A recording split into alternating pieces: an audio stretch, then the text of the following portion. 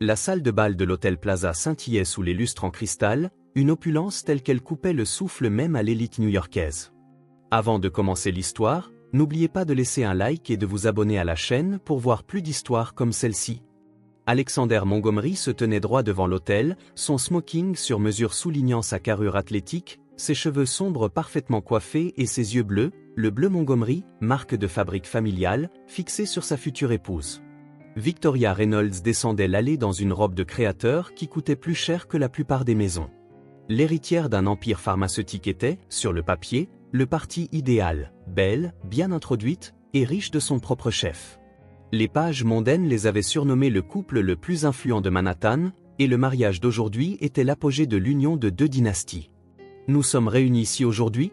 Commença l'officiant, sa voix résonnant dans la salle comble où gouverneurs, sénateurs et titans de Wall Street se côtoyaient. Alexander, à 35 ans, avait fait de Montgomery Investment une puissance financière que même son père, William, n'aurait osé imaginer. Ce mariage était la dernière pièce de sa vie méticuleusement construite. Pourtant, derrière son sourire de circonstance, quelque chose sonnait creux, une sensation qu'il avait enfouie sous les victoires en conseil d'administration et les contrats d'acquisition. Victoria serra sa main, sa bague de fiançailles en diamant captant la lumière. Il lui rendit son geste automatiquement, balayant du regard la mère de costumes coûteux et de robes de grand couturier. Sa mère, Eleanor, assise au premier rang avec une allure royale, hochait la tête en signe d'approbation de cette union qu'elle avait contribué à orchestrer. La cérémonie se déroula avec une précision d'horlogerie, jusqu'à ce que ces mots fatidiques flottent dans l'air. Si quelqu'un a une juste raison de s'opposer à ce que ce couple soit légalement uni, qu'il parle maintenant ou se taise à jamais. Une brève agitation près des portes du fond attira des regards confus. Deux petites silhouettes se faufilèrent devant les agents de sécurité, suivies par une femme affolée en uniforme du personnel. Alexander plissa les yeux, essayant de comprendre cette interruption. Deux fillettes identiques, pas plus de 10 ans, se tenaient au bout de l'allée. Leurs robes bleues assorties et leurs cheveux bruns soigneusement brossés leur donnaient l'apparence de poupées grandeur nature. L'une serrait précieusement un dossier contre sa poitrine. « Excusez-nous, nous devons parler à monsieur Montgomery », annonça la première, sa voix étonnamment assurée malgré les centaines de regards désormais braqués sur elle. « Nous avons quelque chose d'important à vous remettre », ajouta sa jumelle en brandissant le dossier. Les ongles parfaitement manucurés de Victoria s'enfoncèrent dans la paume d'Alexander. « Qu'est-ce que c'est » siffla-t-elle. Avant que la sécurité ne puisse intervenir, Alexander leva la main, réduisant au silence les murmures qui se propageaient dans la foule. Quelque chose dans l'expression déterminée des fillettes le poussa à s'avancer. « Tout va bien », assura-t-il à Victoria, bien que l'incertitude tînt à sa voix. « Laissez-moi voir de quoi il s'agit. » Alors qu'il s'approchait des fillettes, la ressemblance le frappa comme un coup de poing. Ses yeux, le bleu Montgomery. Sa mère laissa échapper un hoquet audible depuis le premier rang, l'ayant manifestement vu aussi. « Que puis-je faire pour vous, jeune demoiselle » demanda-t-il en s'agenouillant à leur niveau. La fillette au dossier s'avança. « Je m'appelle Olivia, et voici ma sœur Emma » dit-elle en jetant un coup d'œil à sa jumelle. « Nous pensons que vous êtes notre père. » La salle de bal explosa. Le visage de Victoria devint livide, son expression passant de la confusion à l'horreur, puis à la rage. Eleanor Montgomery se leva difficilement de son siège, se stabilisant contre le bras de William. Alexander resta figé, les mots des fillettes résonnant dans son esprit alors qu'il fixait des yeux qui étaient le miroir des siens. Quelque part dans sa mémoire, un visage refit surface, des cheveux bruns et doux, un sourire éclatant, des promesses murmurées dans un appartement de Boston. « Sophia » souffla-t-il, trop bas pour que quiconque d'autre que les fillettes ne l'entende. « C'est notre maman » confirma Emma, son petit menton se relevant fièrement. Les flashs des photographes immortalisèrent l'instant où le monde parfaitement ordonné d'Alexander Montgomery commença à s'effondrer, peut-être, bien qu'il ne pût encore le savoir, à se reconstruire en quelque chose de bien plus authentique. Le visage de Victoria se crispa de fureur tandis qu'elle arrachait son voile, des larmes de rage zébrant son maquillage parfait. « C'est fini, Alexander. Comment as-tu pu m'humilier de la sorte ?» Sa voix perça le silence stupéfait de la salle de bal. L'élégante mariée se transforma en un tourbillon de soie blanche et de fureur en dévalant l'allée, sa mère et son père se précipitant à sa suite. Les invités commencèrent à se lever, une vague de chuchotements et d'expressions choquées déferlant dans la grande salle de bal de l'hôtel Plaza. Alexander resta figé, son esprit s'emballant pour assimiler ce qui se passait. Ses fillettes, ses enfants avec ses yeux, venaient de anéantir son mariage avec 3 mots simples, « Vous êtes notre père ». « Victoria, attends !» cria-t-il derrière elle, mais sa fiancée ne se retourna même pas. Les lourdes portes claquèrent derrière elle avec un bruit définitif. Eleanor Montgomery, toujours l'image même du sang-froid, même en temps de crise, s'approcha des jumelles. Son regard critique les balaya, s'attardant sur leur visage. Les yeux bleus Montgomery, ce trait génétique qui avait défini leur famille depuis des générations, la fixaient en retour chez les 2 enfants. « D'où venez-vous » demanda Eleanor, sa voix ferme malgré le chaos ambiant. Emma, légèrement plus grande que sa sœur et apparemment la plus loquace des 2, répondit directement, « Nous vivons à Boston avec notre mère. Nous avons pris le train jusqu'ici avec notre tante Claire. » Elle désigna la femme en tenue du personnel de l'événement qui s'était glissée avec elle. Claire s'avança nerveusement. « Je suis la sœur de Sophia. Je travaille pour l'agence événementielle. Je les ai aidées parce qu'elles étaient déterminées à le faire, avec ou without moi. » Alexander sortit enfin de sa transe et se dirigea pour suivre Victoria. Son jeune frère, James, l'intercepta, lui agrippant fermement l'épaule. « Laisse-la partir, Alex », conseilla James, son expression inhabituellement sérieuse. « Cette situation, dit-il en désignant la silhouette fuyante de Victoria, aura besoin de temps quoi qu'il arrive. Mais ceci, il regarda significativement les jumelles, requiert ton attention immédiate. » Les fillettes tinrent bon au milieu du mariage en déliquescence, remarquablement calmes pour des enfants de leur âge. Olivia tendit à nouveau le dossier. « Nous avons des photos et des papiers à l'intérieur. Maman ne sait pas que nous sommes là. » Daniel Parker, le meilleur ami et témoin d'Alexander depuis leurs études préparatoires, s'avança pour gérer la situation. « Mesdames et messieurs, » s'adressa-t-il aux invités déconcertés avec un charme rodé, « il semblerait que nous rencontrions quelques imprévus. Peut-être pourrions-nous tous nous diriger vers la salle de réception où des rafraîchissements nous attendent. » Alors que les invités sortaient, certains préoccupés, d'autres dissimulant à peine leur joie face au scandale qui se déroulait, Alexander sentit le poids de dizaines d'objectifs de téléphone capturant l'instant. D'ici demain, cela serait étalé à la une de tous les tabloïds du pays. William Montgomery, le père d'Alexander, s'approcha lentement. Des problèmes cardiaques l'avaient contraint à se retirer de l'entreprise des années auparavant, passant les rênes à Alexander plus tôt que prévu. Maintenant, son visage exprimait plus d'inquiétude que de colère. « Mon fils, » dit-il doucement, déplaçons cette conversation dans un endroit plus privé. 20 minutes plus tard, la noce s'était dispersée et les principaux protagonistes étaient réunis dans une bibliothèque privée de l'hôtel. Alexander avait desserré son nœud papillon, ayant l'impression d'étouffer. Emma et Olivia étaient assises ensemble sur un canapé en cuir, serrant toujours leur précieux dossier. Eleanor se tenait près de la fenêtre, son expression indéchiffrable, tandis que William s'était lourdement assis dans un fauteuil. « Puis-je » demanda Alexander en désignant le dossier, sa voix lui paraissant étrange. Olivia le lui tendit solennellement. « Ce ne sont pas des tests ADN officiels, » expliqua-t-elle, « juste des tests génétiques d'ascendance que nous avons modifiés pour montrer la compatibilité. » Alexander haussa un sourcil. « Vous avez modifié des tests génétiques ?» Emma ne put réprimer un sourire fier. « Nous sommes doués en informatique, et les sciences sont notre matière préférée. » À l'intérieur du dossier, Alexander trouva des impressions de profil génétique, des arbres généalogiques avec son nom en surbrillance, et plusieurs photographies. Son souffle se coupa quand il vit le visage de Sophia, plus âgée qu'il ne s'en souvenait, mais indubitablement elle, l'étudiante en médecine brillante dont il était tombé amoureux près de 11 ans auparavant. « Comment m'avez-vous trouvé ?» demanda-t-il, ses doigts traçant le contour du visage de Sophia sur une photo.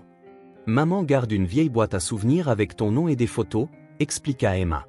« Elle ne nous a jamais parlé de toi, alors nous avons commencé à faire des recherches en ligne. Tante Claire travaille pour l'agence événementielle, » continua Olivia.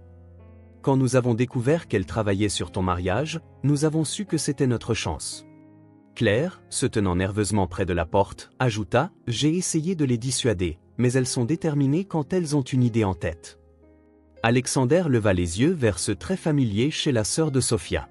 Elle avait été plus jeune quand il la connaissait, mais maintenant il reconnaissait la ressemblance familiale. « Vous auriez pu me contacter en privé, Claire. » Elle soutint son regard. « M'auriez-vous écouté, vraiment écouté, sans l'ingérence de votre mère ?» Eleanor tressaillit visiblement à cette remarque mais resta silencieuse.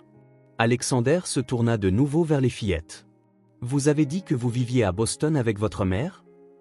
Elles hochèrent la tête à l'unisson. « Elle est médecin, » dit Emma fièrement.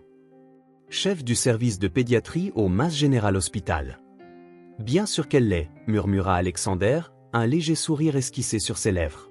Sophia avait toujours été brillante, toujours destinée à de grandes choses. James, qui avait observé en silence, prit enfin la parole.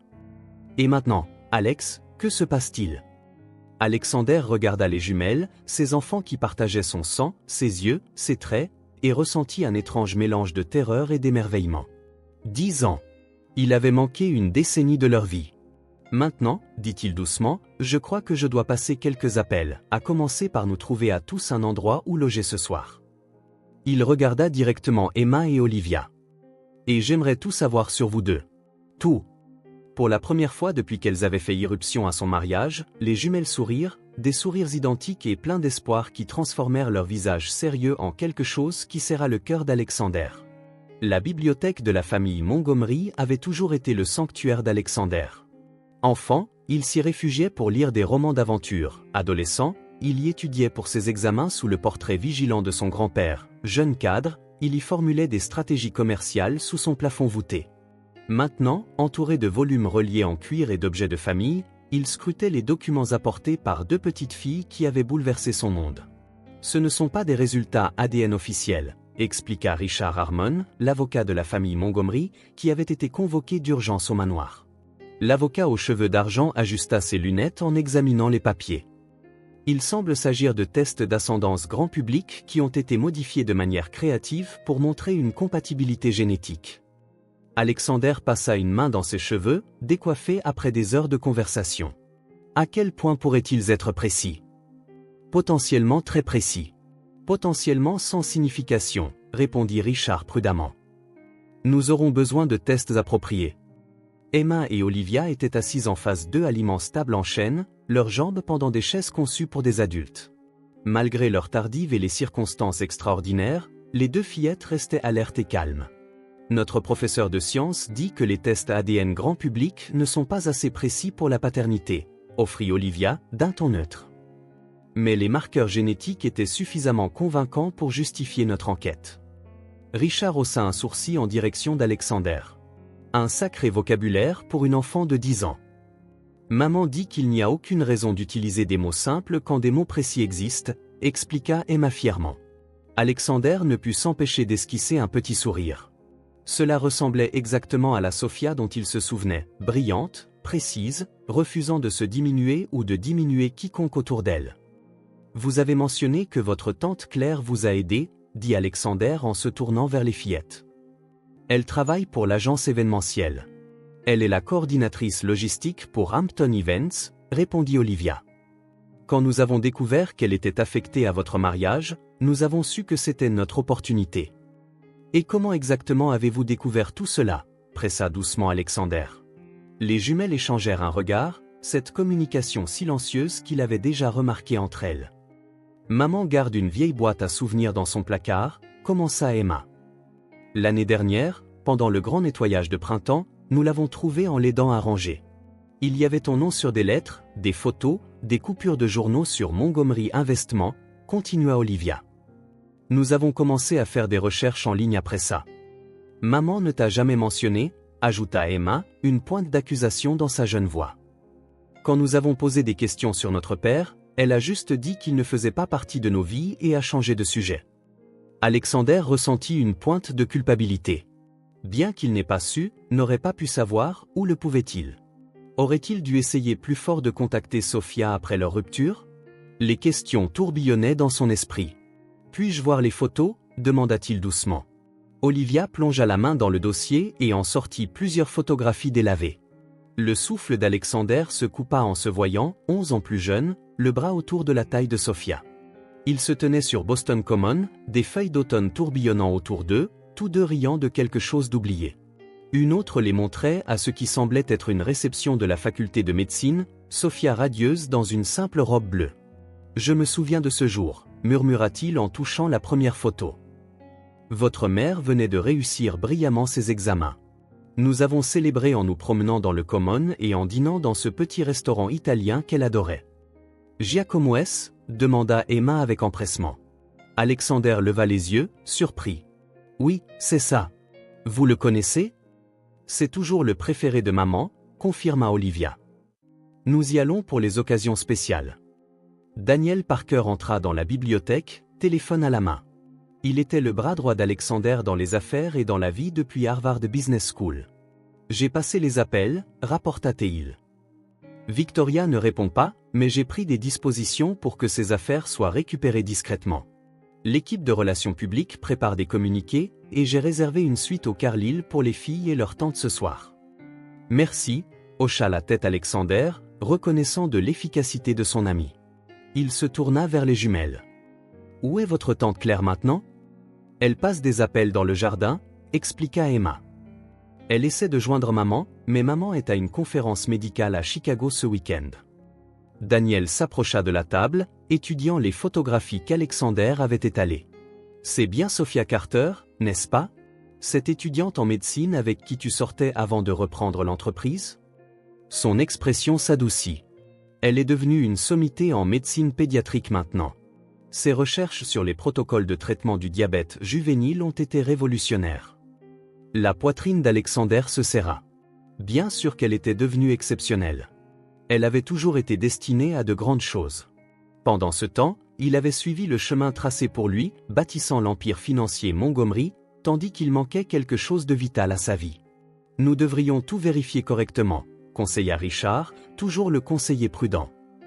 Organiser des tests ADN immédiatement, des vérifications d'antécédents, établir une chronologie claire. Alexander remarqua que les deux fillettes se raidirent à l'approche clinique de l'avocat.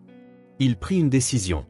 Mettant de côté son bloc-notes juridique, Richard, Daniel, pourriez-vous nous laisser un instant, s'il vous plaît ? Une fois qu'ils furent partis, Alexander s'assit plus près des jumelles. Emma, Olivia, je veux que vous sachiez que, quels que soient les résultats des tests, j'apprécie votre courage d'être venu ici aujourd'hui. Cela n'a pas dû être facile. Ce ne l'était pas, admit Emma, mais nous avons calculé les variables et déterminé qu'une approche directe avait la plus haute probabilité de succès. Et puis, nous avons répété notre discours 15 fois, ajouta Olivia avec un petit sourire. Alexander rit malgré lui. Je suis impressionné par votre rigueur. Vous me rappelez votre mère. Elle se préparait toujours à tout. Es-tu fâché contre nous ? Demanda soudain Emma, la vulnérabilité perçant sa façade composée. Pour avoir interrompu mon mariage ? Non, répondit Alexander honnêtement. Si ce que vous croyez est vrai, et en vous regardant toutes les deux, je soupçonne que ça l'est, alors vous m'avez peut-être sauvé d'une grave erreur. Olivia pencha la tête. Tu ne l'aimais pas, la mariée ? La franchise de la question le surprit. C'est compliqué. Victoria et moi, ça avait du sens sur le papier, mais l'amour. Il secoua légèrement la tête. Je ne suis pas sûr d'avoir ressenti ça depuis. Il ne termina pas sa phrase, mais l'expression des fillettes suggérait qu'elle comprenait parfaitement. Maman garde ta photo dans cette boîte à souvenirs, dit Emma doucement.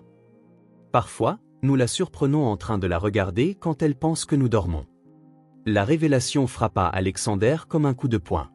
Sophia avait-elle conservé des sentiments pour lui pendant toutes ces années, alors qu'il bâtissait son empire et avait failli épouser la mauvaise femme ?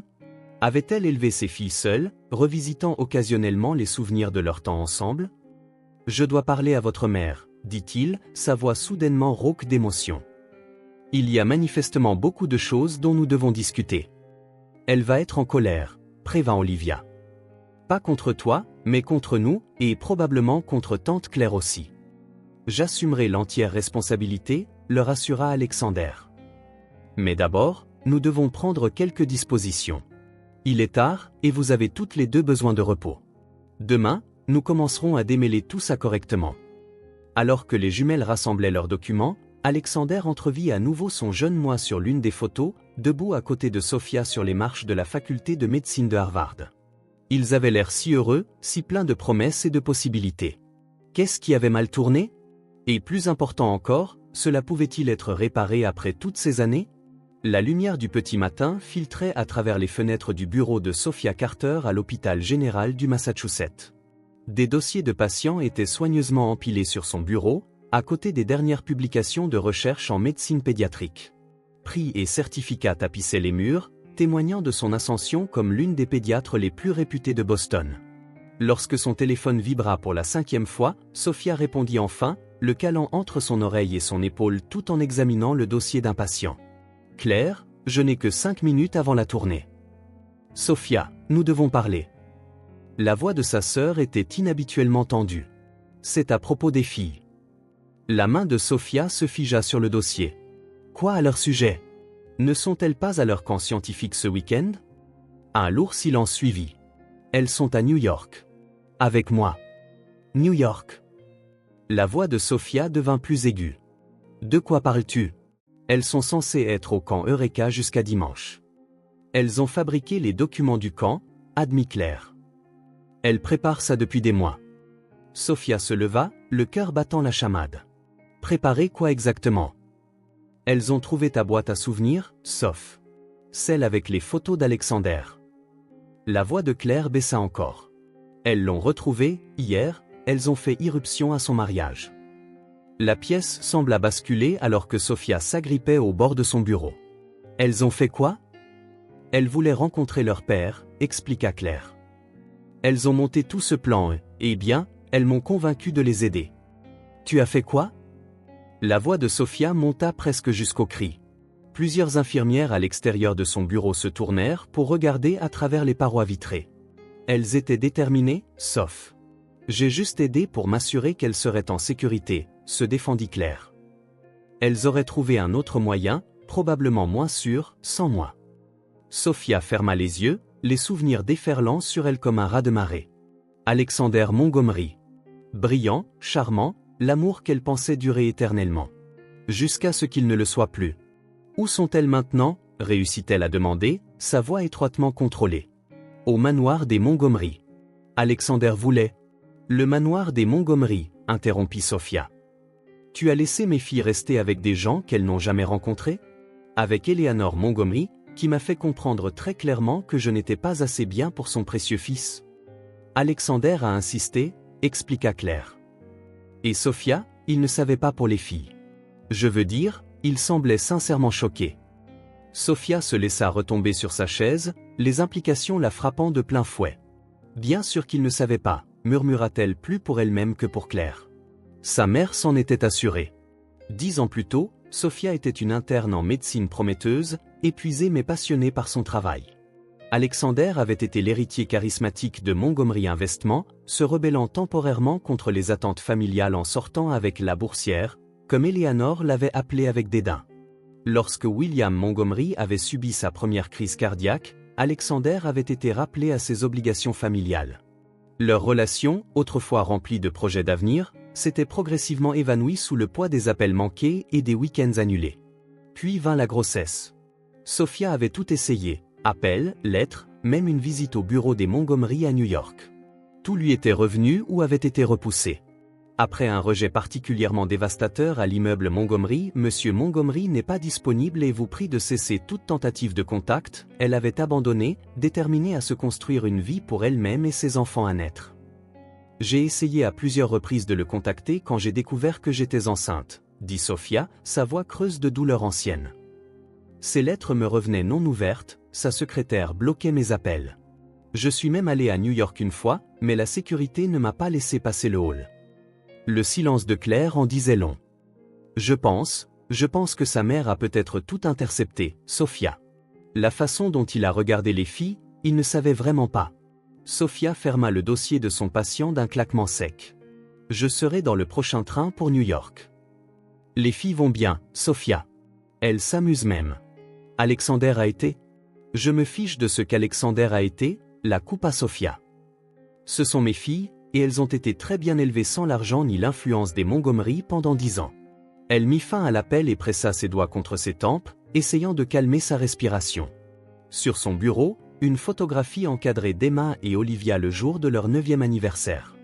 Des filles brillantes, magnifiques, qui avaient sa détermination et, indéniablement, les yeux bleus d'Alexander. Que lui dirait-elle après toutes ces années? Qu'est-ce qui pourrait bien combler une décennie de silence? Et comment pourrait-elle expliquer à ses filles pourquoi elle ne leur avait jamais parlé de leur père? Docteur Carter? Son assistante passe à la tête. Votre tournée commence. Je dois prendre un congé d'urgence, dit Sophia en se levant. Situation familiale. Veuillez reporter mes patients et appeler le docteur Patel pour me remplacer. En rassemblant ses affaires, les yeux de Sophia tombèrent sur une petite plaque sur son mur, son premier prix de recherche, de l'année de la naissance des jumelles. Elle l'avait accepté avec ses 2 bébés dans les bras, défiant tous ceux qui disaient qu'elle ne pouvait pas être à la fois mère et médecin. Elle s'était trop battue pour sa famille pour laisser quiconque, même Alexander Montgomery, la perturber maintenant. La culpabilité enveloppait Alexander comme un poids physique alors qu'il regardait Emma et Olivia explorer les jardins derrière le manoir Montgomery. Le soleil du matin accrochait leurs cheveux sombres assortis tandis qu'elles examinaient les rosiers avec une curiosité scientifique, se concertant occasionnellement dans ce langage privé qu'elles semblaient partager. Des enfants remarquables, observa Daniel, qui était resté pour la nuit afin d'aider à gérer la situation. Vifs comme l'éclair, aussi. Emma expliquait la théorie des cordes à votre jardinier tout à l'heure. Le pauvre homme avait l'air complètement déconcerté. Alexander hocha la tête, incapable de détacher ses yeux des fillettes. 10 ans, Daniel. J'ai manqué 10 ans. Daniel posa une main sur l'épaule de son ami. Tu ne pouvais pas savoir. Vraiment? La voix d'Alexander se durcit. J'aurais dû essayer plus fort de retrouver Sophia quand elle a cessé de retourner mes appels. J'ai accepté le discours officiel de l'entreprise, qu'elle était passée à autre chose, qu'elle comprenait que mes obligations familiales primaient. C'est donc confirmé? Demanda Daniel, étudiant attentivement son ami. C'est bien la Sophia Carter avec qui tu sortais pendant tes années à Harvard. Oui, confirma Alexander. L'étudiante en médecine brillante qui me faisait rire même pendant les partiels. La femme que ma mère pensait n'être intéressée que par la fortune des Montgomery. Il laissa échapper un rire amer. Elle est devenue une pédiatre célèbre sans un sou de notre argent. Ironique, n'est-ce pas? Daniel s'éclaircit la gorge. J'ai fait quelques vérifications ce matin. Le docteur Sophia Carter est actuellement chef du service de pédiatrie à l'hôpital général du Massachusetts. Elle a publié des recherches révolutionnaires sur le diabète infantile, siège à 3 conseils médicaux et a reçu de multiples récompenses pour ses innovations en matière de soins aux patients. Apparemment, elle a terminé son internat en médecine tout en élevant des jumelles en bas âge en tant que mère célibataire. Alexander ferma les yeux, l'ampleur de ce que Sophia avait accompli seule le submergeant. J'aurais dû être là. Ta mère a des explications à donner, dit Daniel doucement. Plus que quelques-unes. La mâchoire d'Alexander se serra alors qu'il se rappelait sa dernière conversation avec Sophia. La crise cardiaque de son père l'avait soudainement propulsé à la tête de Montgomery Investment. Eleanor avait été implacable dans son insistance pour qu'il se concentre uniquement sur le sauvetage de l'entreprise pendant ces mois critiques. C'est une étudiante en médecine endettée, Alexander, avait conseillé Eleanor lors d'une soirée particulièrement tendue. Que peut-elle t'offrir d'autre que de la distraction alors que l'entreprise a besoin de toute ton attention? Quand le moment sera venu, tu trouveras quelqu'un d'approprié, quelqu'un qui comprend notre monde. Comme Victoria, pensa-t-il amèrement. Le parti idéal pour la haute société, qui avait caché ses propres secrets. J'aurais dû me battre pour elle, admit Alexander, regardant Olivia montrer quelque chose à Emma sur une feuille. Je n'ai jamais cessé de penser à elle, tu sais. Même le jour de mon mariage, il y avait ce vide. Le téléphone de Daniel vibra. Après avoir vérifié le message, il leva les yeux avec une expression significative. Votre détective privé l'a confirmé. Les certificats de naissance des jumelles indiquent père inconnu, mais leurs dates de naissance correspondent exactement à votre relation avec Sophia. Elles sont nées 9 mois après la crise cardiaque de votre père et votre rupture. La main d'Alexander trembla légèrement en saisissant le téléphone. C'était là, noir sur blanc. Emma Grace Carter et Olivia Claire Carter, nées le 15 octobre à l'hôpital général du Massachusetts. 9 mois après qu'il eut quitté la seule femme qu'il ait jamais vraiment aimée. Elle a essayé de me le dire, murmura-t-il, la prise de conscience s'abattant sur lui comme un coup physique. Ces appels auxquels je n'ai jamais répondu, les lettres que ma mère disait avoir gérées. Elle essayait de me dire qu'elle était enceinte. À l'intérieur du manoir, la porte de la bibliothèque s'ouvrit. Eleanor Montgomery en sortit, le visage défait après une nuit blanche. Lorsqu'elle aperçut Alexander regardant les enfants, elle s'approcha avec précaution. Elles sont très bien élevées, offrit-elle, tendant un rameau d'olivier. Alexander se tourna vers elle, les yeux froids. Savais-tu que Sophia était enceinte quand tu as intercepté ses appels? Quand tu as demandé à la sécurité de l'empêcher de me voir au bureau? Quand tu as renvoyé ces lettres avec la mention « Contact non désiré » Eleanor pâlit. Je te protégeais, Alexander. L'entreprise était au bord du gouffre après la crise cardiaque de ton père. Tu devais te concentrer. Le savais-tu, répéta-t-il, chaque mot comme de la glace. Sa mère détourna le regard, incapable de soutenir son regard. Je le soupçonnais. Elle était devenue assez insistante pour te parler directement. Daniel s'éclipsa discrètement alors qu'Alexander fixait sa mère avec incrédulité. Tu m'as privé de mes enfants pendant 10 ans, dit-il, sa voix dangereusement calme. Tu m'as laissé croire que Sophia était passée à autre chose, qu'elle comprenait pourquoi notre relation ne pouvait pas continuer. J'ai fait ce que je pensais être le mieux pour la famille, insista Eleanor. Pour l'entreprise. Elles sont ma famille. Le contrôle d'Alexander céda finalement. Ces petites filles là-bas, elles sont ma chair et mon sang. Et Sophia, elle était la seule personne qui m'aimait pour moi-même, pas pour le nom ou la fortune des Montgomery. Avant qu'Eleanor ne puisse répondre, Emma et Olivia arrivèrent en courant, excitées par quelque chose qu'elles avaient découvert dans le jardin. Elles s'arrêtèrent net en sentant la tension entre Alexander et sa mère. « Est-ce que tout va bien ?» demanda Emma, ses yeux perspicaces allant de l'un à l'autre. Alexander se ressaisit instantanément, forçant un sourire. « Tout va bien. Qu'avez-vous trouvé là-bas, toutes les deux ?» Alors qu'Olivia se lançait dans une explication sur une fascinante espèce de coléoptère, Alexander vit Daniel s'approcher, un téléphone à la main, son expression urgente. « C'est le docteur Carter, » dit Daniel doucement. Elle est arrivée à New York et demande à parler à ses filles immédiatement. Le cœur d'Alexander battait la chamade.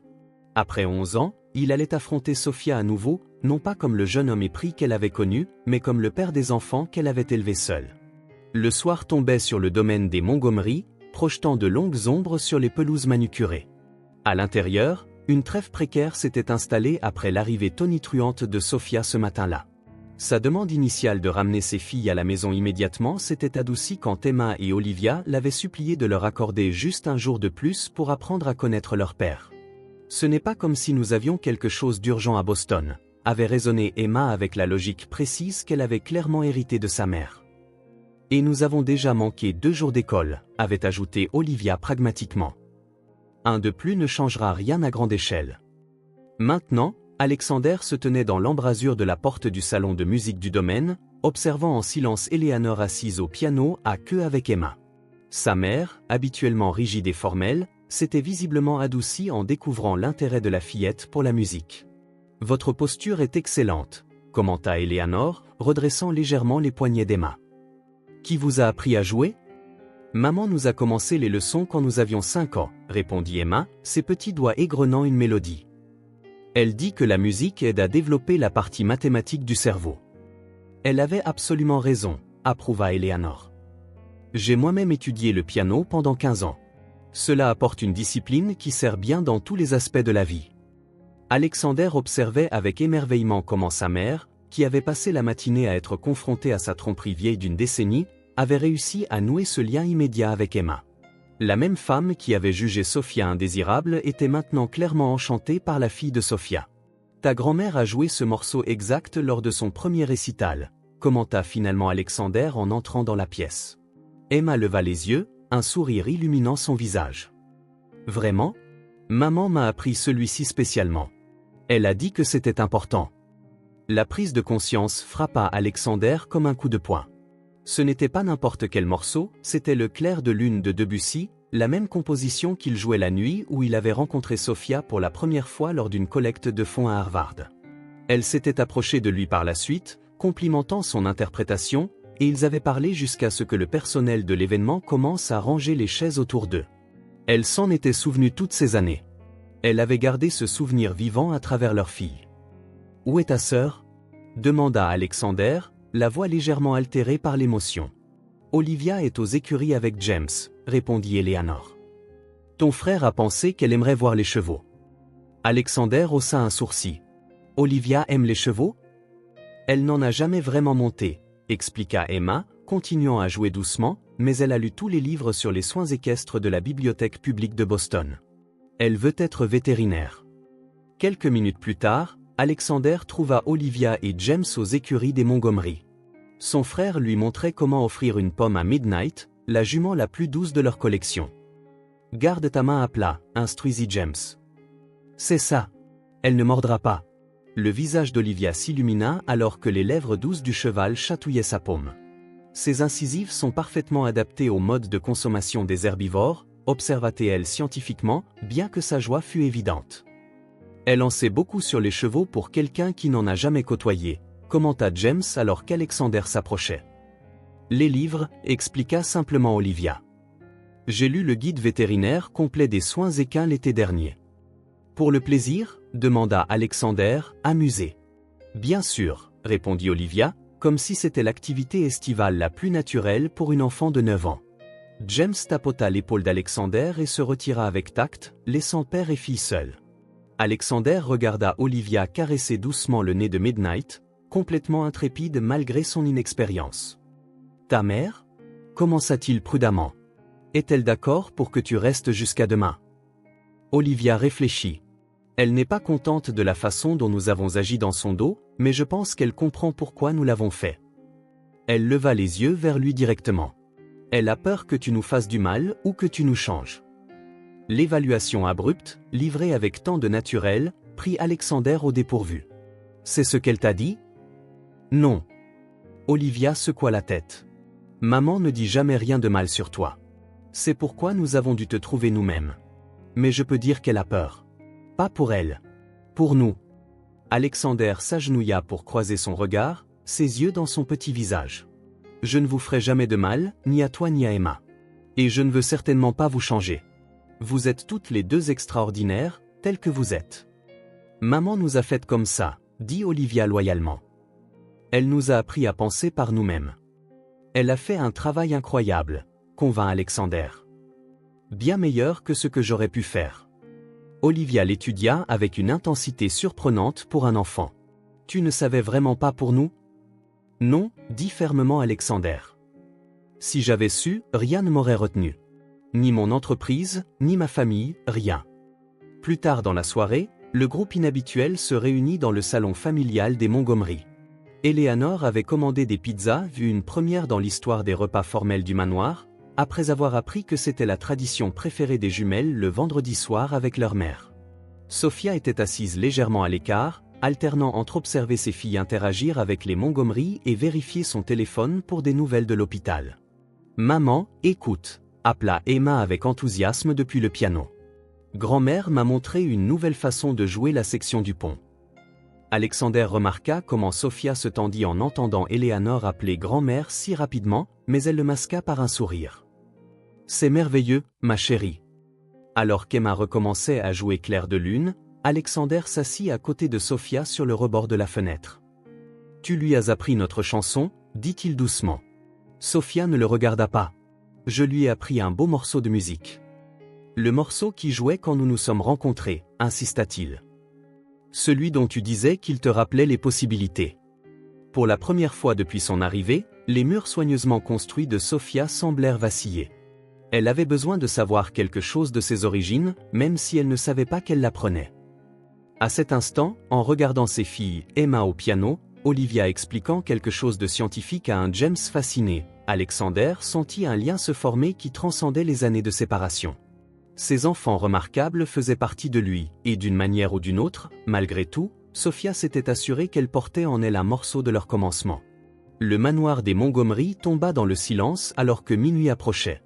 Les jumelles avaient finalement succombé au sommeil après le tourbillon émotionnel des 2 derniers jours, nichées dans des chambres d'amis communicantes qu'Eleanor avait préparées à la hâte mais avec soin, avec des livres et des animaux en peluche exhumés du grenier d'enfance d'Alexander. Dans le bureau lambrissé, Sophia se tenait près de la fenêtre, les bras croisés sur la défensive, contemplant les jardins éclairés par la lune. Alexander entra silencieusement, portant 2 tasses de café. La tension entre eux était palpable, une décennie de mots non dits flottant dans l'air. « Tu n'avais pas le droit », dit Sophia sans se retourner, sa voix basse mais ferme.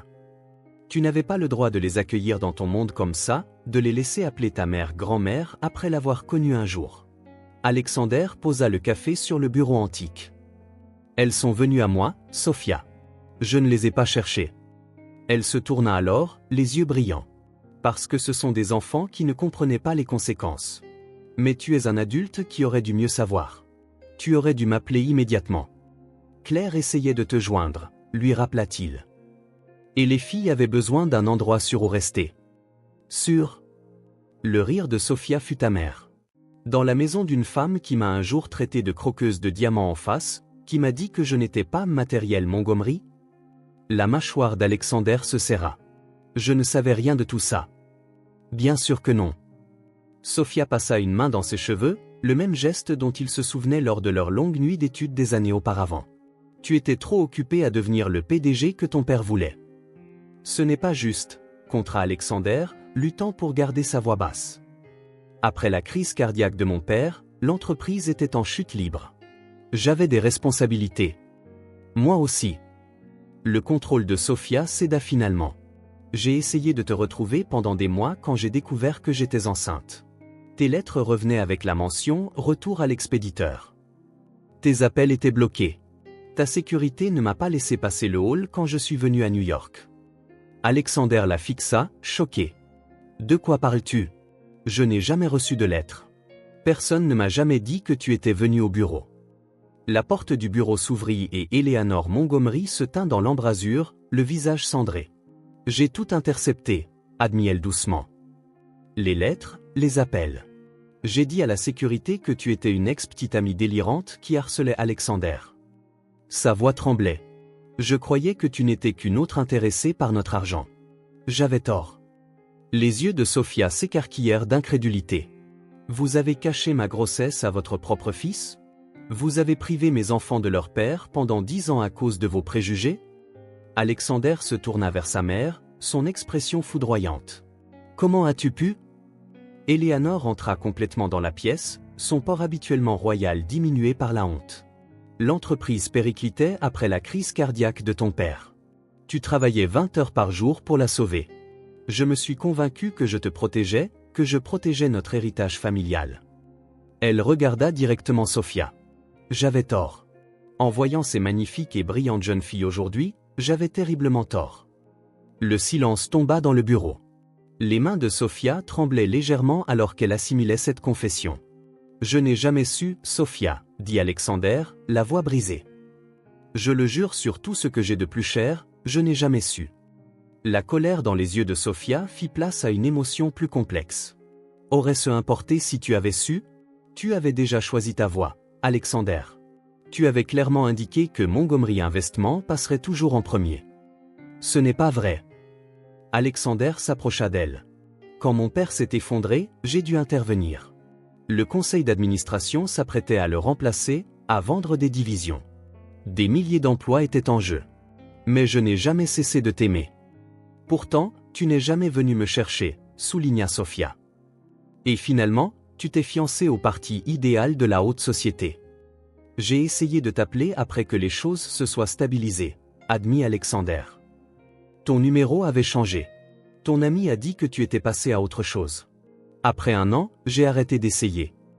Il passa une main dans ses cheveux. Je pensais que tu ne voulais pas être retrouvé. Eleanor s'affaissa dans un fauteuil en cuir, paraissant soudain plus âgée. C'était aussi mon œuvre. J'ai demandé à ton assistante de retourner les appels quand tu étais en réunion, de dévier les messages. Je me disais que c'était pour ton bien. Pendant que je faisais des gardes doubles en tant que médecin réside, m'occupant de jumelles prématurées, dit Sophia, la voix creuse. Avez-vous la moindre idée de la difficulté de la tâche? Claire a emménagé avec moi la première année juste pour que je puisse terminer mon internat. Mes parents m'ont aidé financièrement jusqu'à ce que cela les mène presque à la faillite. J'ai dû me battre pour chaque opportunité, me prouver 10 fois plus parce que tout le monde supposait que je ne pouvais pas être à la fois mère et médecin. Le visage d'Alexander reflétait la douleur de ces années perdues. J'aurais été là, Sophia. J'aurais aidé à les élever. J'aurais... Tu ne peux pas savoir ça, l'interrompit-elle. Tu ne peux pas savoir ce que tu aurais fait. Je sais qui je suis, insista-t-il. Et ces filles là-bas, elles sont aussi les miennes. Je me vois en elles. Pas seulement leurs yeux ou leurs sourires, mais leur détermination, leur intelligence. La posture défensive de Sophia s'adoucit légèrement. Elles sont remarquables, n'est-ce pas? Grâce à toi, reconnut Alexander. Tu les as élevées pour qu'elles soient extraordinaires. Pour la première fois, l'ombre d'un sourire traversa le visage de Sophia. Elles sont nées comme ça. J'ai juste essayé de ne pas trop me mettre sur leur chemin. Éléanore se leva chancelante. J'ai causé un tort impardonnable à vous tous. Je ne peux pas effacer les 10 dernières années, mais sachez que je passerai le temps qu'il me reste à essayer de réparer mes erreurs. Elle regarda Sophia avec un remords sincère. En commençant par reconnaître que tu as toujours été plus qu'assez bien pour mon fils. Tu étais simplement trop indépendante pour que ma nature contrôlante puisse l'accepter.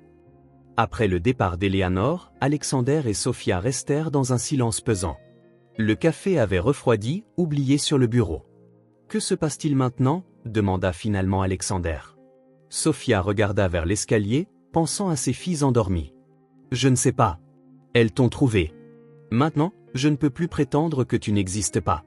Je ne veux pas perturber leur vie, dit Alexander prudemment. Mais je ne peux pas non plus m'en aller. Pas maintenant que je les connais. Non, convint Sophia doucement. Je ne pense pas qu'aucun de nous ne puisse revenir à ce qu'étaient les choses avant. 3 jours après le mariage qui n'eut jamais lieu, Alexander était assis dans son bureau de Manhattan, fixant un calendrier qui semblait soudainement vide de sens. Les réunions méticuleusement planifiées, les sessions de stratégie d'acquisition, les projections trimestrielles, tout cela sonnait creux comparé à la révélation de ses filles. Les résultats ADN sont arrivés, dit Daniel en posant une enveloppe scellée sur le bureau. Alexander leva les yeux.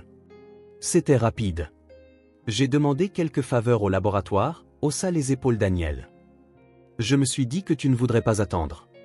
Bien qu'il sût déjà ce que le test confirmerait, les mains d'Alexander tremblèrent légèrement en ouvrant l'enveloppe.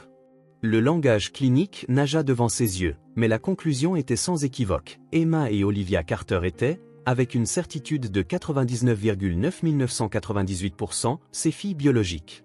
Félicitations, dit Daniel doucement. Tu es officiellement père. Alexander laissa échapper un souffle tremblant. Un père qui a manqué 10 ans. La porte de son bureau s'ouvrit et James entra, portant une pile de livres. J'ai trouvé ça chez Barnes & Noble, être parent de préadolescent, se connecter avec son enfant est mon préféré. Alors, vous venez de découvrir que vous êtes papa. Il les laissa tomber sur le bureau avec un sourire. Ce dernier n'existe pas vraiment, mais il devrait. Alexander prit le livre du dessus, feuilletant des pages sur les étapes de développement qu'il avait manquées. Premier pas, premier mot, premier jour d'école. Je dois reporter Tokyo, dit-il soudainement. Daniel fronça les sourcils. La fusion Nakamura, Alex? Nous travaillons sur cet accord depuis des mois. L'équipe japonaise arrive la semaine prochaine spécialement pour te rencontrer. Emma et Olivia ont un récital de piano et de sciences à leur école à Boston mercredi, expliqua Alexander. Sophia a accepté que j'y assiste. Je ne peux pas manquer ça.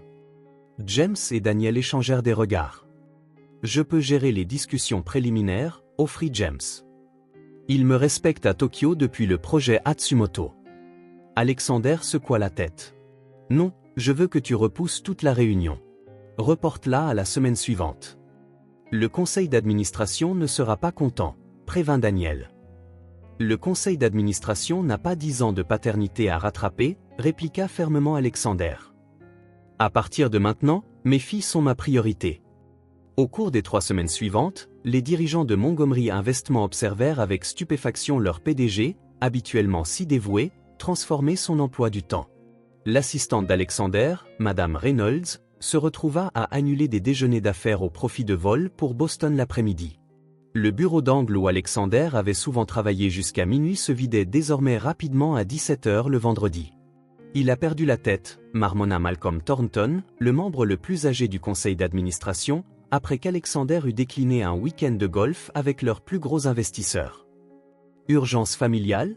Depuis quand Alexander Montgomery a-t-il des urgences familiales? Depuis qu'il a découvert qu'il avait des filles jumelles, répondit Daniel avec aisance, s'étant autoproclamé le défenseur officieux des nouvelles priorités d'Alexander. Dans sa chambre d'hôtel à Boston, Alexander se plongeait tard dans la nuit dans des livres sur le développement de l'enfant et des forums de parentalité. Son téléphone contenait un nouveau dossier d'articles de recherche sur tout, de la nutrition des préadolescents à l'importance des activités extrascolaires. Il délégua plus à son équipe de direction en 3 semaines qu'il ne l'avait fait au cours des 3 années précédentes.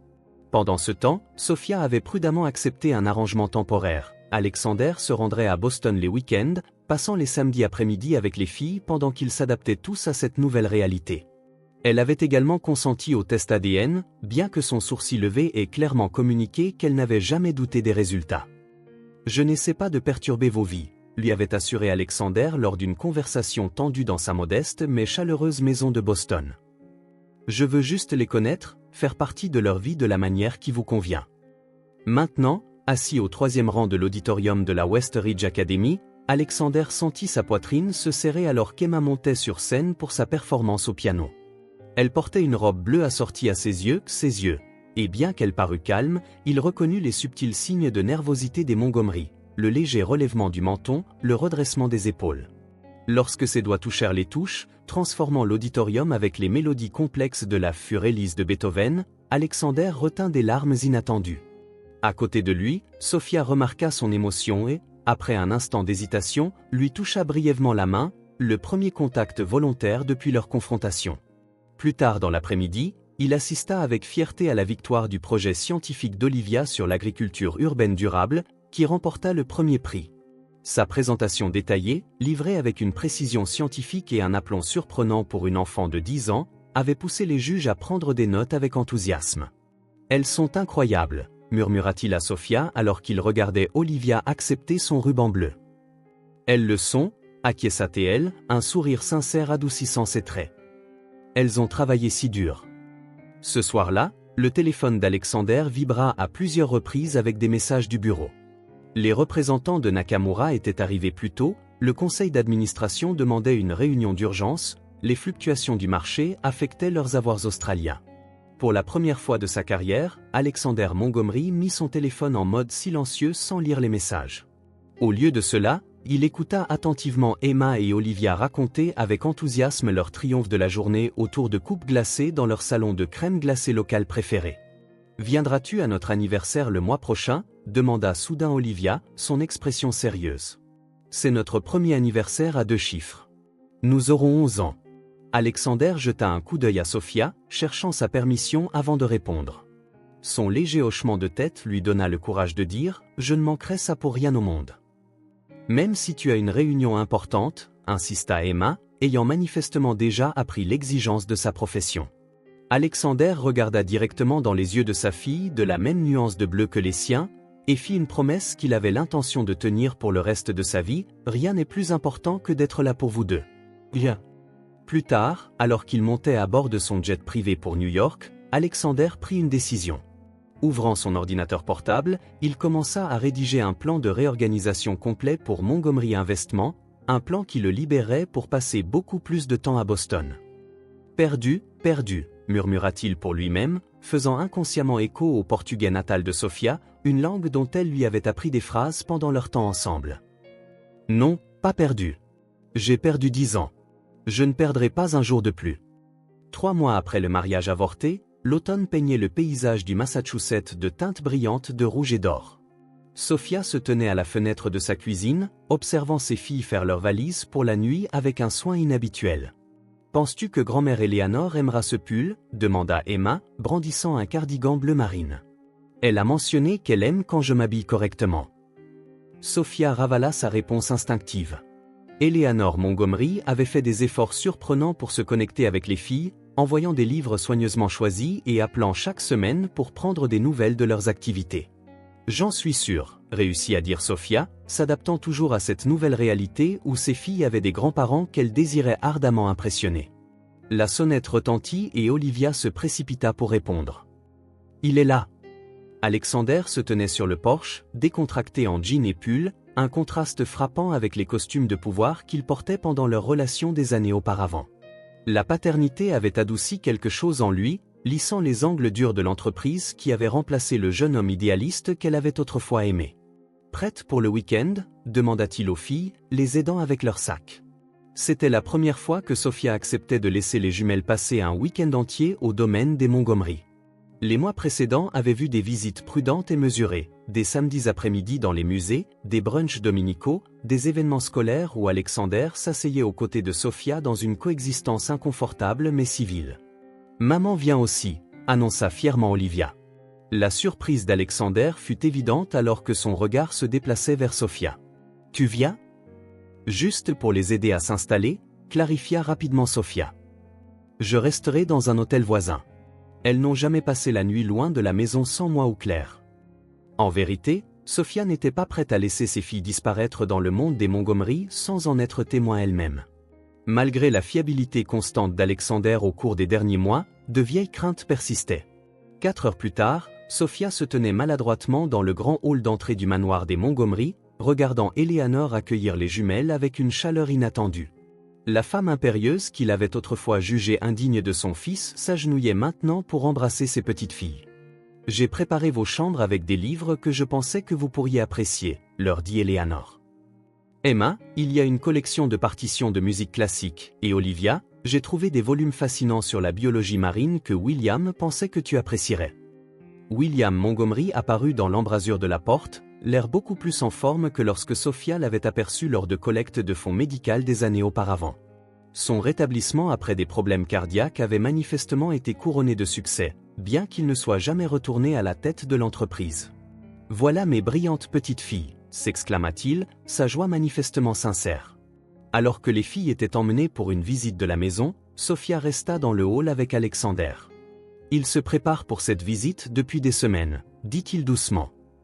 Ma mère a redécoré personnellement 2 chambres d'amis, ce qu'elle n'a jamais fait auparavant.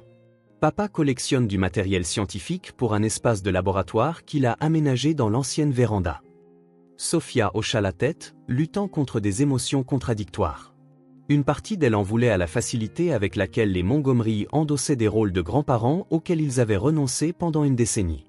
Une autre partie reconnaissait la guérison que cela représentait pour ses filles. Elles méritent de connaître leur famille, reconnut-elle. Toute leur famille. Alexander s'approcha. Je sais que ce n'est pas facile pour toi. Merci de les laisser venir. Après une pause, il ajouta, et merci d'être venu aussi. Cela signifie plus que tu ne le penses. Avant que Sophia ne puisse répondre, la voix excitée d'Emma résonna de l'étage. Maman, viens voir. Il y a un télescope dans ma chambre. En montant le grand escalier, Sophia se surprit à penser que peut-être, juste peut-être, ce week-end pourrait être le début d'un nouveau chapitre pour eux tous. 4 mois après le mariage interrompu, l'élite de Manhattan avait trouvé d'autres scandales à colporter. Le désastre Montgomery Reynolds s'était progressivement estompé de la page 6, remplacé par des divorces plus frais et des effondrements d'entreprises. Alexander avait repris son poste chez Montgomery Investment, bien qu'avec un emploi du temps radicalement restructuré qui déconcertait les observateurs de Wall Street. L'après-midi de novembre devint venteux alors qu'Alexander examinait les rapports trimestriels dans son bureau. La voix de son assistante retentit à l'interphone. « Monsieur, mademoiselle Reynolds est ici pour vous voir. » Alexander se figea. Victoria. Il ne s'était pas parlé depuis qu'elle avait quitté en trombe la salle de bal de l'Hôtel Plaza. « Faites-la entrer, » dit-il après un instant d'hésitation. Victoria entra avec l'aplomb parfait qu'elle avait toujours maintenu, impeccablement vêtue d'un tailleur de marque, sa bague de fiançailles visiblement absente. « Bonjour, Alexander », dit-elle froidement en s'installant dans le fauteuil en face de lui. Victoria hocha-t-il la tête. « C'est inattendu. »« J'ai eu le temps de tout digérer », répondit-elle en croisant les jambes. « Mon thérapeute suggère qu'une conclusion serait bénéfique pour nous deux. » Alexander mit de côté ses papiers. « Je vous dois des excuses pour la façon dont tout s'est passé. Le timing des filles était dramatique. Ces enfants vous ont sauvé d'un mariage sans amour, » dit Victoria avec une franchise surprenante. « Je suis venu vous faire une proposition. » Alexander haussa un sourcil. « Quel genre de proposition ? » « Je suis prête à reconsidérer nos fiançailles, » déclara-t-elle d'un ton professionnel. « Avec des conditions, bien sûr. Les filles resteraient à Boston avec leur mère. Nous pourrions organiser des visites de vacances appropriées, peut-être 2 week-ends par mois. Rien qui n'interférerait avec notre calendrier social ou nos engagements professionnels. » Alexander la fixa un instant, sans voix. « Vous voulez reprendre nos fiançailles, avec des conditions concernant mes filles. » « Soyez réaliste, Alexander, » soupira Victoria. Vous ne pouvez pas sérieusement envisager de jouer au père du week-end pour des enfants que vous connaissez à peine. L'héritage Montgomery exige une structure familiale appropriée, pas cet arrangement improvisé avec une quelconque doctoresse de Boston. La manière dédaigneuse dont elle parlait de Sophia enflamma quelque chose de protecteur chez Alexander. Cette quelconque doctoresse a élevé des enfants brillants et compatissants tout en bâtissant une carrière médicale distinguée. Et ces enfants ne sont pas des éléments négociables de ma vie, Victoria. Le calme parfait de Victoria vacilla légèrement. Vous ne réfléchissez pas clairement. Ces enfants ont tout perturbé ce que nous avions prévu. Les plans changent, répondit simplement Alexander. Les filles n'ont pas perturbé ma vie. Elles m'ont montré ce qui y manquait. Les yeux de Victoria se rétrécirent. Vous idéalisez la paternité. Après quelques mois de visite le week-end, la nouveauté s'estompera. Et alors ? Alors, je serai toujours leur père, déclara fermement Alexander. Victoria se leva brusquement. Il y a quelque chose que vous devriez savoir, Alexander. Vous souvenez-vous quand nous avons discuté d'avoir des enfants et que j'ai dit que je voulais attendre quelques années ? Son sourire devint cassant. J'ai eu une ligature des trompes il y a 2 ans. Je n'ai jamais eu l'intention d'avoir d'enfant du tout. La révélation frappa Alexander comme un coup de poing. Vous saviez à quel point avoir une famille comptait pour moi, toutes ces conversations sur nos futurs enfants. Je vous ai dit ce que vous vouliez entendre, admit Victoria sans remords. Les enfants auraient interféré avec mes plans. Vos filles perdues de vue m'ont rendu service, en fin de compte. Je redoutais de devoir vous faire patienter indéfiniment après le mariage. Après le départ de Victoria, Alexander resta assis dans un silence stupéfait. Toute leur relation avait été construite sur la tromperie calculée de Victoria, tout comme sa brouille avec Sophia avait été construite sur l'ingérence de sa mère. Ce soir-là, alors qu'il se promenait dans les jardins de son domaine familial, Alexander se surprit à appeler Sophia. Quand elle répondit, il dit simplement « Avez-vous une minute pour parler ?» Plus tard, ils s'assirent sur un banc surplombant la roseraie alors qu'il racontait la visite de Victoria. Le clair de lune adoucissait les traits de Sophia pendant qu'elle écoutait. « Ces filles m'ont sauvé d'un mariage bâti sur des mensonges, » conclut-il. « J'ai fait tellement d'erreurs, Sophia, mais je veux faire ce qu'il faut pour elles et pour vous. » Sophia l'étudia pensivement. L'Alexander que j'ai connu à Boston était idéaliste, gentil, avant que le monde de l'entreprise ne le réclame. Je commence à revoir cet homme. Alors qu'il retournait vers la maison où les jumelles dînaient avec Eleanor, Alexander sentit quelque chose changer entre eux. Pas le pardon, exactement, mais peut-être la première lueur de quelque chose de nouveau qui commençait à prendre racine. 6 mois après le début de leur nouvel arrangement familial, l'hiver s'abattit sur la Nouvelle-Angleterre avec une férocité particulière. Alexander avait établi une routine qui partageait son temps entre New York et Boston, louant un appartement confortable à seulement 3 pâtés de maison de chez Sophia. Cette proximité lui permettait d'être présent pour les activités scolaires, les sorties du week-end et les dîners improvisés qui devenaient de plus en plus courants. Ce soir-là, alors que les prévisionnistes annonçaient le pire blizzard depuis une décennie, Alexander vérifia son téléphone avec inquiétude.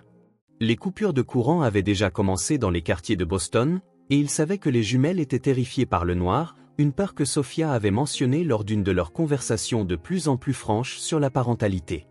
Sans hésitation, il chargea son SUV de fournitures d'urgence, des lanternes à piles, des couvertures supplémentaires, un générateur portable et des provisions. Le trajet normalement bref jusqu'à chez Sophia prit près d'1 heure à travers la neige qui s'accumulait. Quand il arriva, la rue était déjà sombre, les maisons à peine visibles à travers le tourbillon blanc. Sophia ouvrit la porte avant qu'il ne puisse frapper, le soulagement visible sur son visage. « Le courant est coupé depuis 20 minutes, » expliqua-t-elle alors qu'il transportait les fournitures à l'intérieur. « Les filles font semblant d'aller bien, mais... » « Papa » appela Emma depuis le salon, où elle et Olivia avaient construit un fort avec des coussins de canapé. « As-tu apporté des lampes de poche ? Les nôtres n'arrêtent pas de vaciller. »« Mieux que des lampes de poche, » répondit Alexander en déballant les lanternes de qualité industrielle qui projetaient une lueur chaude dans toute la pièce. « Et j'ai apporté du chocolat chaud, des piles supplémentaires et des jeux de société. » Alors que le vent hurlait dehors, ils se rassemblèrent tous les 4 dans le fort improvisé, les lanternes créant un sanctuaire douillet contre la tempête. Alexander apprit aux filles à jouer au poker en utilisant des guimauves comme jetons, tandis que Sophia préparait de simples sandwichs dans la cuisine à la lueur des lanternes. Au pensionnat, nous avions des coupures de courant au moins 2 fois par hiver, se souvint Alexander en distribuant les cartes. Mon camarade de chambre et moi racontions des histoires de fantômes jusqu'à ce que le directeur nous surprenne et confisque nos lampes de poche. « Étais-tu toujours en train de faire des bêtises » demanda Olivia, organisant ses guimauves avec une précision scientifique. « Pas toujours, » rit Alexander, « mais assez souvent. Ton grand-père a failli avoir une crise cardiaque quand j'ai annoncé que je voulais étudier l'histoire de l'art au lieu de la finance. »« Mais tu as fini dans la finance quand même, » observa Emma. Le sourire d'Alexander s'estompa légèrement. Parfois, la vie prend des tournants inattendus. Alors que la soirée avançait et que la tempête s'intensifiait, les filles finirent par s'endormir dans leur fort de coussins, épuisées par l'excitation et emmitouflées dans les couvertures qu'Alexander avait apportées. Dans la cuisine, Sophia préparait du thé à la lueur des lanternes. Ce geste domestique familier frappa Alexander par sa simple intimité. Ils avaient partagé tant de fins de soirée pendant ses études de médecine, lui l'interrogeant sur l'anatomie pendant qu'elle préparait du thé dans son minuscule appartement. « Elles sont enfin à l'aise avec toi », observa Sophia en lui tendant une tasse fumante. « C'est bon à voir. Ce sont des enfants extraordinaires, » dit Alexander doucement. « Je les regarde et je me demande comment j'ai pu manquer un seul jour de leur vie. »« Tu es là maintenant, » répondit-elle simplement. « C'est ce qui compte pour elle. » Alors que la nuit s'épaississait et que la tempête ne montrait aucun signe d'apaisement, ils parlèrent, vraiment parlèrent, pour la première fois en 11 ans. Alexander décrivit la responsabilité écrasante de sauver l'entreprise de son père, l'isolement du leadership, l'engourdissement progressif de son idéalisme d'antan. Sophia partagea la terreur et la joie d'apprendre qu'elle portait des jumelles, les années exténuantes d'internat en médecine tout en étant parent, le réseau de soutien d'amis et de famille qui l'avait soutenu. « J'aurais été là, » dit Alexander, la voix entrecoupée. « Si j'avais su… » « Je te crois, » l'interrompit doucement Sophia. « Je ne l'ai pas cru pendant longtemps, mais maintenant, oui. » Dehors, Boston disparaissait sous un manteau de neige, tandis qu'à l'intérieur, quelque chose de longtemps enfoui commençait à dégeler entre eux. Pas la romance passionnée de leur jeunesse, mais quelque chose de potentiellement plus fort, respect mutuel, objectif commun et le lien profond d'avoir créé ensemble 2 êtres humains remarquables. 8 mois après le début de leur arrangement soigneusement équilibré, le printemps apporta du changement à Boston. Les cerisiers en fleurs ornaient Commonwealth Avenue alors que Sophia était assise dans son bureau à l'hôpital général du Massachusetts, fixant la lettre arrivée ce matin-là.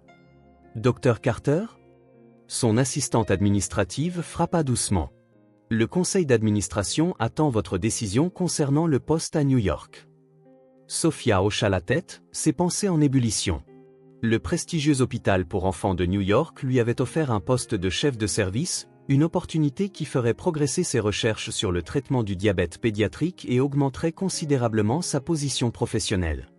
L'offre était venue sans l'influence d'Alexander, sa réputation lui avait valu cela par ses propres mérites. Pourtant, déménager à New York signifierait déraciner les filles de la seule maison qu'elles aient connue, changer d'école, plus compliqué encore, modifier le délicat équilibre de coparentalité qu'elles avaient établi avec Alexander. Ce soir-là, alors qu'elle préparait le dîner dans sa maison de Boston, Emma et Olivia débattaient des mérites de leur projet d'expo science à la table de la cuisine. La sonnette retentit de manière inattendue. « J'y vais », annonça Olivia en courant vers la porte. Alexander se tenait sur le porche, une mallette à la main. Bien qu'il se soit installé dans un calendrier de visites prévisible, les apparitions spontanées du mercredi n'en faisaient pas partie. « J'étais à Boston pour des réunions », expliqua-t-il en entrant, bien que Sophia soupçonna que ce n'était pas tout à fait vrai. Il avait fait de telles visites coïncidentes plus fréquemment ces derniers temps. Après le dîner, lorsque les jumelles se retirèrent à l'étage pour finir leurs devoirs, Alexander aida à débarrasser, se déplaçant dans sa cuisine avec une aisance familière qui s'était progressivement développée. « Tu es inhabituellement silencieuse ce soir », observa-t-il en chargeant le lave-vaisselle exactement comme elle le préférait, un autre détail qu'il avait soigneusement appris. Sophia hésita, puis sortit la lettre de son sac. « On m'a offert un poste à l'hôpital pour enfants de New York. » Alexander se figea un instant avant de continuer sa tâche. « C'est prestigieux. Félicitations. Cela signifierait déménager les filles à New York, » dit-elle, observant attentivement sa réaction. Alexander hocha lentement la tête. « Je vois. » Après un moment, il ajouta, « Est-ce quelque chose que vous envisagez ? » « Je ne sais pas, » admit Sophia. « Ma carrière, mes recherches, c'est une opportunité extraordinaire. Mais les filles ont leur vie ici, leur école, leurs amis, leur routine. Elle ne mentionna pas l'autre complication, déménager à New York modifierait inévitablement leur dynamique familiale. Alexander aurait plus accès aux jumelles, ce qui, de plus en plus, ne semblait plus aussi menaçant qu'auparavant, mais leurs limites soigneusement construites devraient être redéfinies. Alexander s'essuya les mains pensivement. Puis-je dire quelque chose qui pourrait paraître égoïste? Sophia lui fit signe de continuer. J'ai complètement restructuré ma vie autour de notre arrangement actuel, dit-il prudemment. J'ai délégué des responsabilités que je n'avais jamais confiées à personne. J'ai réorganisé la structure de direction de l'entreprise. Je passe la moitié de ma semaine à Boston maintenant. Ses yeux bleus, si semblables à ceux des jumelles, croisèrent les siens avec fermeté. J'ai fait cela, non par obligation, mais parce que je comprends enfin ce qui compte vraiment. Il s'approcha, sa voix s'adoucissant. Si vous déménagiez à New York, les filles auraient leurs 2 parents pleinement présents dans leur vie. Votre carrière progresserait, et moi? Il marqua une pause, choisissant soigneusement ses mots, j'aurais la chance d'être le père que j'aurais dû être depuis le début. Sophia sentit les larmes la menacer. Ce n'est pas si simple, Alexander. J'ai construit mon indépendance, ma carrière, ma vie de mère sans moi, termina-t-il doucement. Je sais. Et vous l'avez fait brillamment. Je ne demande pas à prendre le relais ou à changer ce que vous avez construit. Je dis juste que, peut-être, nous pourrions construire quelque chose de nouveau, ensemble. Plus tard dans la nuit, après le départ d'Alexander, Sophia se retrouva sur son porche arrière, contemplant les étoiles et pensant au courage. Les jumelles avaient fait preuve d'une bravoure extraordinaire en recherchant leur père, risquant le rejet et la déception dans leur quête pour compléter le puzzle de leur famille. Peut-être était-il temps pour elle de faire preuve d'un courage similaire, non pas en continuant à maintenir les murs qu'elle avait construits pour se protéger, mais en envisageant une nouvelle voie que personne d'entre eux n'avait imaginée 8 mois auparavant. Les jardins botaniques de New York étaient en pleine floraison, éclatant de couleurs spectaculaires, pour le 11e anniversaire des jumelles. Alexander avait organisé une célébration qui équilibrait élégance et merveilleux enfantin, une chasse au trésor à travers des jardins thématiques, suivie d'un gâteau dans un pavillon privé orné de guirlandes lumineuses. Emma et Olivia, vêtues de robes d'été jaunes assorties qu'elles avaient choisies elles-mêmes, guidaient leurs amis d'école à travers les salles d'exposition, tandis que leurs grands-parents, William et Eleanor, regardaient avec une fierté non dissimulée. Claire, devenue une présence régulière lors des réunions de famille malgré son rôle initial dans la perturbation du mariage, aidait à organiser les activités des enfants. Elles ont l'air heureuses, commenta Daniel, se tenant à côté d'Alexander alors qu'ils observaient la célébration. Elles le sont, confirma Alexander, ses yeux cherchant Sophia dans la foule. Il la trouva en train d'examiner une exposition d'orchidées rares, momentanément à l'écart du chaos festif. Elle s'était épanouie dans son nouveau rôle à l'hôpital pour enfants de New York au cours du dernier mois, ses recherches attirant déjà l'attention de la communauté médicale. Sophia, appela-t-il doucement en s'approchant d'elle. Puis-je vous emprunter un instant? Elle le suivit à travers un sentier sinueux jusqu'à un kiosque isolé qu'il avait fait décorer avec une touche de nostalgie, des hortensias bleues et des gardénias blancs, les mêmes fleurs qu'il avait apportées à son appartement pendant ses années d'internat, emplissaient l'espace de leur parfum. Alexander, qu'est-ce que c'est? Demanda-t-elle, reconnaissant immédiatement les fleurs. Il lui prit les mains, soudain nerveux malgré toute sa préparation.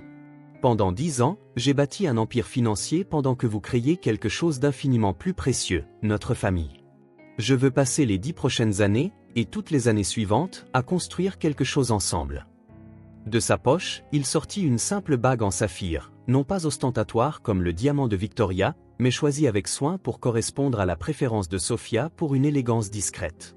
Ce n'est pas par commodité, ni pour les filles, clarifia-t-il. C'est parce que vous retrouvez m'a rappelé qui je suis vraiment, qui je veux être.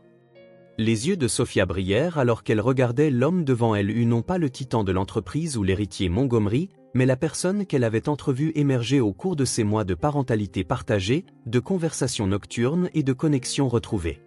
6 mois après la demande en mariage d'Alexander dans le kiosque du jardin, un mariage très différent de la somptueuse affaire de l'Hôtel Plaza qui avait été interrompue 1 an plus tôt eut lieu. Cette célébration se déroula sur le terrain d'une nouvelle maison, non pas l'imposant manoir des Montgomery, mais une résidence chaleureuse et spacieuse dans le Connecticut qu'Alexander et Sophia avaient choisi ensemble, à mi-chemin entre Boston et New York. L'après-midi de printemps les bénit d'un temps parfait alors qu'Emma et Olivia descendaient une allée de fleurs sauvages, parsemant des pétales avec une précision scientifique. À 11 ans et demi, elles avaient grandi, leurs yeux bleus Montgomery brillant de bonheur. Claire, en tant que demoiselle d'honneur de Sophia, rayonnait de justification, son ingérence avait finalement conduit à ce jour. Daniel se tenait à côté d'Alexander, ayant été témoin de la transformation remarquable de son ami, de PDG motivé à pair et partenaire dévoué. Au premier rang, Eleanor et William regardaient avec une joie sincère. L'année écoulée avait vu Eleanor nouer une véritable relation avec ses petites filles, plus surprenant encore, avec Sophia. Les anciennes adversaires avaient trouvé un terrain d'entente dans leur amour commun pour la médecine, alors qu'Eleanor, autrefois infirmière avant d'épouser la fortune Montgomery, découvrait les recherches révolutionnaires de Sophia. Alors que Sophia s'avançait vers Alexander, elle ne portait pas une robe blanche traditionnelle, mais une simple et élégante robe bleue assortie aux yeux de sa fille. Ses collègues médecins de Boston et de New York remplissaient plusieurs rangées, des collègues qu'il avait soutenus pendant des années de maternité célibataire et qui assistaient maintenant à ce nouveau chapitre inattendu. Lorsqu'ils échangèrent leurs vœux, la voix d'Alexander résonna avec certitude « Notre famille ne s'est pas construite de manière traditionnelle, mais elle est plus forte grâce aux épreuves qu'elle a surmontées. » La réponse de Sophia vint avec une conviction égale « Nous nous sommes retrouvés 2 fois, une fois par hasard et une fois grâce au courage de nos filles. Cette fois, nous construisons notre avenir les yeux grands ouverts. » La célébration qui suivit fut intime et joyeuse, remplie de rires plutôt que de photographes mondains. Les extravagantes fontaines de champagne et les sculptures de glace de la précédente tentative de mariage d'Alexander furent remplacées par des desserts faits maison, apportés par des amis, et des touches simples et significatives qui reflétaient leur famille reconstituée. Au crépuscule, alors que des guirlandes lumineuses illuminaient le jardin, les jumelles interprétèrent un duo qu'elles avaient répété pendant des mois, Emma au piano, Olivia au violon, ou leur cadeau à des parents qui avaient retrouvé leur chemin l'un vers l'autre par le détour le plus inattendu. 2 ans après le mariage dans le jardin, la maisonnée Montgomery Carter bourdonnait du chaos organisé que seule une famille avec des adolescents et un bambin pouvait générer. Thomas Carter Montgomery, maintenant âgé de 18 mois, avec les boucles brunes de sa mère et les yeux bleus de son père, trottinait avec détermination après ses sœurs aînées dans la cuisine ensoleillée de leur maison du Connecticut. Tommy, ne touche pas à mon projet scientifique. Olivia, maintenant âgée de 13 ans, attrapa son petit frère juste avant que ses doigts curieux n'atteignent le modèle d'écosystème élaboré qu'elle avait construit pour le concours scientifique régional. Il montre juste de la curiosité scientifique, la taquina Emma, sans lever les yeux de la pièce de piano complexe qu'elle annotait à la table du petit déjeuner. Comme sa grande sœur. Alexander entra de son bureau à domicile, prenant Thomas dans ses bras avec une aisance rodée. La transformation de titan de l'entreprise en père impliqué était complète. Bien qu'il fût toujours président de Montgomery Investment, il avait restructuré la direction de l'entreprise pour lui permettre le temps familial qu'il avait manqué avec les jumelles. « Sommes-nous prêts pour le grand jour ?» demanda-t-il, faisant référence à la célébration du 13e anniversaire des jumelles prévues pour cet après-midi. Sophia sortit de la pièce attenante où elle avait été en conférence téléphonique. Sa direction du centre de recherche sur le diabète pédiatrique à l'hôpital pour enfants de New York lui avait récemment valu une reconnaissance nationale, et les protocoles de traitement qu'elle avait développés étaient mis en œuvre dans les hôpitaux à travers le pays. Le gâteau sera livré à 14 h, tes parents arrivent à 15 h, et Claire apporte les décorations qu'elle a fait passer en douce devant les filles, confirma-t-elle en souriant à l'excitation de ses filles. La fête d'anniversaire réunit la famille élargie qu'ils avaient bâtie. Eleanor et William, profitant pleinement de leur rôle de grands-parents et de leur retraite, arrivèrent chargés de cadeaux soigneusement choisis. Eleanor avait sélectionné des partitions rares pour Emma, tandis que William avait trouvé des volumes scientifiques anciens pour Olivia. Claire, maintenant fiancée à Daniel après une relation qui s'était épanouie lors des réunions de famille, coordonnait la célébration avec son expertise professionnelle en planification d'événements. Alors que le soir approchait et que la célébration se poursuivait sur le patio arrière, Alexander trouva Sophia observant leurs enfants avec une expression contemplative. « À quoi penses-tu, docteur Montgomery Carter ?» demanda-t-il en lui passant un bras autour de la taille. « Je pensais juste à la façon dont la vie prend des tournants inattendus, » répondit-elle en se penchant contre lui. « Si quelqu'un m'avait dit il y a 3 ans que nous serions ici, comme ça, j'aurais dit qu'il délirait. » Alexander gloussa. « Si quelqu'un m'avait dit que j'aurais une fille adolescente m'expliquant la physique quantique pendant qu'une autre compose une musique qui m'émeut aux larmes, et un bambin qui pense que ma collection de cravates n'existe que pour son amusement, je ne l'aurais pas cru non plus.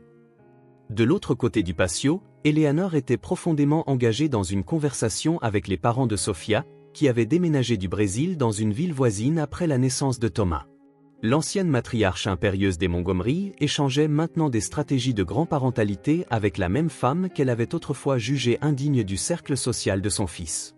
À la table des desserts, le frère d'Alexander, James, discutait avec animation de terminologie équestre avec Olivia, qui avait transformé son intérêt livresque pour les chevaux en véritable leçon d'équitation dans une écurie voisine. Alors que le soir tombait et que la famille élargie se rassemblait autour du foyer sur le patio, le petit Thomas somnolait dans les bras d'Alexander, tandis que les jumelles étaient assises ensemble sur un banc de jardin, chuchotant et rigolant comme seules des sœurs peuvent le faire. « Quelle est votre plus grande réussite ?» demanda Daniel aux filles dont c'était l'anniversaire, pendant une accalmie dans la conversation. « 13 ans, c'est une étape. Vous êtes officiellement des adolescentes maintenant. » Emma et Olivia échangèrent un de leurs regards télépathiques avant qu'Emma ne réponde. Avoir retrouvé notre père, avec une certitude absolue, et avoir montré aux adultes que parfois, les enfants savent ce qui est le mieux. Olivia ajouta avec la sagesse assurée qui la caractérisait même à 10 ans.